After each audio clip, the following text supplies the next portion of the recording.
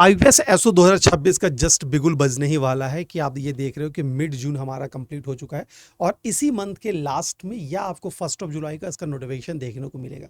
आप कितने तैयार हैं ये जानना बहुत ज़रूरी है और इसी मुद्दे के साथ मैं और दीक्षा मैम कनेक्ट हुए हैं यहाँ पे। मैम थोड़ा सा आप इधर आ जाइए। हम लोग बात करने वाले हैं, चूंकि मैं रिप्रेजेंट करता हूँ आईटी ऑफिसर की और मैम रिप्रेजेंट करते हैं लीगल ऑफिसर की। दोनों के क्या सिलेक्शन प्रोसेस होंगे, क्या इंपॉर्टेंट है, आपको क्या एफर्ट करना चाहिए आने वाले समय में, ये सारी बातें आज की वीडियो में होने वाली। स्टार्ट करूंगा दीक्षा मैम से। मैम, लॉ ऑफिसर को टारगेट कैसे करे बच्चे 2026 के लिए? Thank you so much sir. तो जैसा सर ने ऑलरेडी बोला आप लोगों को कि देखिए नोटिफिकेशन आपका इस महीने के आखिरी में आएगा या फिर 1 जुलाई आएगा। चांसेस ज़्यादा है कि इस महीने के एंड में आ जाएगा। अगर नहीं आया तो ऑफकोर्स 1 जुलाई तो है ही है, तो आपका नोटिफिकेशन आने वाला है। बट नोटिफिकेशन आने वाला है दैट डजंट मीन कि आपको ये नहीं पता है कि आपका एग्जाम कब होगा। आपको पहले से पता है, जनवरी से आपको पता है कि आपके एग्जाम्स कब होने हैं, आपका प्रीलिम्स किस टाइम पे होना है, आपका मेंस किस टाइम पे होना है। तो आई एम श्योर आप बहुत सारे बच्चों ने तैयारी स्टार्ट कर दी होगी, लेकिन अभी भी बहुत सारे बच्चे ऐसे हैं जो सोच में पड़े हैं कि करना चाहिए नहीं करना चाहिए। बहुत सारे सर ऐसे भी बच्चे हैं जिनको पता नहीं है इस एग्जाम के बारे में, क्या क्राइटेरिया होता है, एलिजिबिलिटी क्या होती है, पैटर्न क्या होता है। तो अगर आप सोच रहे हैं इस एग्जाम की तैयारी करने के लिए या फिर आपको नहीं आइडिया है, तो आप अगर सोच रहे हैं कि ऐसा कोई एग्जाम होता है, करना चाहिए नहीं करना चाहिए, तो उसकी क्लैरिटी आपको आज मिल जाएगी। उसके बारे में आज हम चर्चा करने वाले हैं। तो जैसा सर ने बताया, आईबीपीएस एसओ का जो हमारा ये है, जिसमें लॉ, आईटी और भी बहुत सारे आपके स्पेशलिस्ट ऑफिसर्स की पोस्ट रहती हैं। एचआर हो गया, मार्केटिंग हो गया। सो देखो यार, लॉ की अगर हम बात करते हैं, लॉ में फर्स्ट ऑफ ऑल अगर हम एलिजिबिलिटी की बात करें, बिकॉज आई एम श्योर बहुत सारे बच्चों को इसकी एलिजिबिलिटी के बारे में भी नहीं पता होगा। यहाँ पर कोई भी आपसे पोस्ट एजुकेशनल क्वालिफिकेशन नहीं मांगता है। आपने लॉ कर रखा है, आप इस पोस्ट के लिए अप्लाई कर सकते हैं। और दूसरी बहुत ही बेहतरीन चीज़ है सर, एक ऐसी प्रॉब्लम है जो बच्चे बहुत ज़्यादा फेस करते हैं कि अगर मान लीजिए उनके परसेंटेज कम आए हैं, तो वो बहुत जगह क्योंकि डिमांड करता है 60% 70% होने चाहिए। यहाँ पर आपको कोई क्राइटेरिया नहीं है, ऐसा कोई मिनिमम परसेंटेज का क्राइटेरिया आपको नहीं दे रखा है। तो ये बहुत ही अच्छी अपॉर्चुनिटी है आप लोगों के लिए। एंड एक श्योरिटी, एक सर्टेनिटी रहती है। इस पर्टिकुलर टाइम पीरियड पे हम देख रहे हैं कि कितना ज़्यादा अनसर्टेन हो गया हमारा एजुकेशन सिस्टम।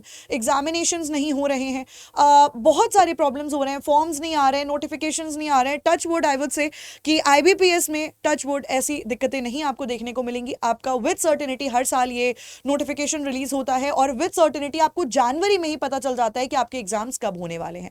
तो एलिजिबिलिटी के बारे में हमने चर्चा कर ली है। अब अगर हम बात करते हैं पैटर्न की, तो ऑफकोर्स देखो प्रीलिम्स है, मेंस एंड देन इंटरव्यू है। प्रीलिम्स आपका अगस्त में होगा, मेंस जो आपका रहेगा वो आपका 2 महीने बाद होगा, इंटरव्यू उसके बाद में होगा। फाइनल सिलेक्शन आपका मेंस एंड इंटरव्यू के बेसिस पे रहता है। 80% वेटेज आपका मेंस का रहता है एंड 20% वेटेज आपका इंटरव्यू का रहता है। एंड प्रीलिम्स जो है, प्रीलिम्स में आपसे रीजनिंग पूछी जाती है, आपसे इंग्लिश पूछी जाती है और आपसे जीए पूछी जाती है इन लॉ। आईटी में I believe sir quantitative aptitude रहता है। हाँ, क्वांटिटेटिव एप्टीट्यूड रहता है और वहां पे जीए नहीं पूछी जाती। बट लॉ की अगर मैं बात करूं तो यहाँ पर जीए रहता है, क्वांटिटेटिव एप्टीट्यूड नहीं रहता। तो अब यहाँ पे देखिए, जो हमारा प्रीलिम्स है वो क्वालिफाइंग नेचर का है। मैं हमेशा सर अपने बच्चों को ये बोलती हूँ कि आप मेंस के अप्रोच से चला करो। मेंस अप्रोच आपको हमेशा अपनानी चाहिए कि आप मेंस की तैयारी कर रहे हैं, प्रीलिम्स आप साइड बाय साइड देख रहे हैं। लेकिन अभी ये हम इस समय पे पहुंच चुके हैं, हम इतने नज़दीक आ गए हैं अब अपने एग्जाम के, कि आई वुड सजेस्ट कि अब अपना जो स्ट्रैटेजी है उसको चेंज करिए। प्रीलिम्स फोकस होके चलिए। ऑफकोर्स मेंस की भी 1 घंटे 2 घंटे आप पढ़ रहे हैं, एक्ट्स उठा रहे हैं, रीड कर रहे हैं, रिवाइज कर रहे हैं, क्लासेस देख रहे हैं। But apart from that, prelims पे थोड़ा सा ज़्यादा फोकस करना, जीए पे थोड़ा ज़्यादा फोकस करना। रीजनिंग इज समथिंग जिसमें आपको इमेंस प्रैक्टिस चाहिए होती है, राइट। इंग्लिश इज समथिंग जहां पर ऑफकोर्स आपको प्रैक्टिस चाहिए होती है। तो इस तरीके से अपनी अप्रोच रखिए and I am definitely sure, I am 100% sure, अगर आप मेहनत करेंगे इस टाइम से भी, अगर आप शुरू कर रहे हैं, अगर आप मेहनत करेंगे, अपना 100% देंगे, तो आप इस एग्जाम को डेफिनेटली क्लियर कर सकते हैं। और सर एक क्वेश्चन ना मेरे पास ये भी बहुत सारे बच्चों का आता है कि मैम अभी से अगर हम क्या तैयारी स्टार्ट करेंगे तो हमारा ये एग्जाम क्लियर होगा। तो सर हमने बहुत सारे बच्चों को ऐसे पढ़ाया है। बिल्कुल, मतलब अगर एवरेज के बारे में बात करता हूँ ना, तो मतलब अगर हम ये करें, फर्स्ट अटेम्प्ट वाले 60 to 70% बच्चे रहते हैं। एग्जैक्टली सर, हाँ। क्योंकि ये ना अदर एग्जाम से थोड़ा सा अलग है, ये प्रोफेशनल पेपर है। कुछ ऐसा सेगमेंट है जो ऑलरेडी आप अभी जस्ट पढ़ के निकले हो, आपने अभी एलएलबी करा है या फिर आपने बीटेक किया, अभी आपके टच में है, तो बहुत चीजें अननोन है। और दूसरा इंपॉर्टेंट बात मैं बताता हूँ, जो आईटी वाले बच्चे होते हैं उनकी ना मैथ इंग्लिश जो सेकंड प्री का पार्ट है वो वीक नहीं होता है, साइंस का ऑलरेडी स्टूडेंट होते हैं तो वो इजिली ग्रैप आउट कर लेते हैं, बस सही स्ट्रैटेजी की आवश्यकता पड़ती है। वही अगर लीगल के बारे में बात करते हैं तो वहां पे मेरा जो जीए वाला पार्ट है वो जनरल अवेयरनेस है, जिसमें स्टैटिक जीके, तो वो आप थ्रू आउट द ईयर पढ़ रहे होते हैं तो थोड़ी सी ईजी आपके लिए हो, ईजी नहीं कहेंगे, दैट मीन्स कि कुछ ऐसा है जिससे आप अभी रेगुलर कनेक्टेड है, बिल्कुल। तो इसी वजह से 60 to 70% बच्चे ऐसे होते हैं फर्स्ट अटेम्प्ट वाले होते हैं। और पहली बार मतलब अगर हम बात करते हैं 2025 यानी पिछले साल से ऐसा हुआ है, थोड़ा सा जो ड्यूरेशन से एग्जाम का है ना शेड्यूलिंग वो चेंज हुई है। शेड्यूलिंग कहने का मतलब ये है कि पहले प्री और मेंस के बीच में 15 से 16 दिन का गैप होता था, लेकिन लास्ट ईयर से प्री और मेंस के बीच में हमारे पास 2 मंथ का विंडो हो जाता है। तो स्टूडेंट का ये अप्रोच होना चाहिए यार, अभी हम जून कंप्लीट होने वाला है, जुलाई अगस्त, ये जो 2 महीना है 29 अगस्त को प्रीलिम्स का पेपर आप लिख रहे होंगे, तब तक आपकी जो पूरी एनर्जी है ना उसका 70 to 80% ताकत आपको सिर्फ प्री पे फोकस होना चाहिए। और इस ड्यूरेशंस में सिर्फ मेंस का आप नोट्स मेकिंग करो। आप बैचेस वगैरह में हो जाइए, कुछ मत कीजिए, थोड़ा सा कम समझ में आ रहा है कोई दिक्कत नहीं, सिर्फ एटलीस्ट इतना जरूर हो जाना चाहिए कि जब प्री का एग्जाम मैं निकल के आऊंगा तो मेरा कंप्लीट नोट्स हो जाए, और बाकी 2 महीने सिर्फ हम प्रैक्टिस पे भी अगर जोर लगाएंगे तो मेरा सिलेक्शन हो जाएगा। और यही नतीजा है कि फर्स्ट टाइम ये सिलेक्शन होता है। तो स्टूडेंट स्ट्रेटजी ये होगी कि अभी अपनी ताकत पूरी प्रीलिम्स पे आप फोकस करो, फिर धीरे धीरे हम लोग यहाँ पे मेंस का काम इतना ही करना है, बैचेस में आओ और डेली की क्लासेस करो और प्रॉपर आप नोट्स मेकिंग स्टार्ट कर लो। That's the simple strategy of this examination. रही बात बैचेस के बारे में, तो हमारी नई बैचेस है वो कल से लाइव होने वाली। मैम एक बार बैचेस आप दिखा दोगे?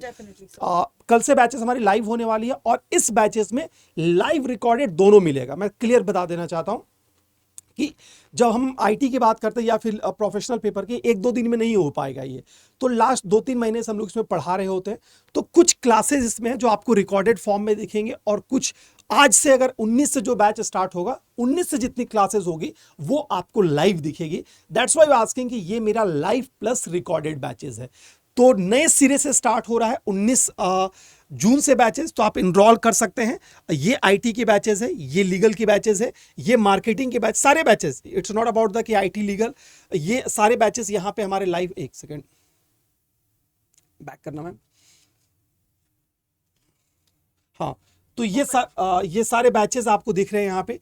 आईटी, लीगल, मार्केटिंग और एचआर, ये 4 स्ट्रीम है जो हम यहाँ पे प्रिपरेशंस करवाते हैं। आप किसी भी स्ट्रीम के हो और जाके बैचेस इनरोल करिए। For discount purpose you can apply any referral code for your faculties.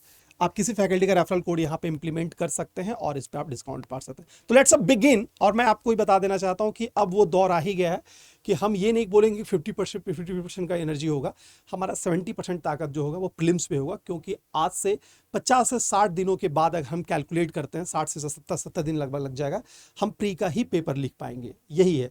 और मेंस के लिए हमारे पास 2 महीने का वेट भी होगा। तो ये अच्छा होगा कि हम पहले प्री पे फोकस करें, देन में मेंस। तो ये बैचेस हैं, तो हमने तो शुरुआत कर दी है, आप भी शुरुआत कर दीजिए। तो wish you very all the best for your batches. Thank you so much sir. जैसे सर ने बोला है कि अब स्टार्ट कर दीजिए यार प्रिपरेशन करना।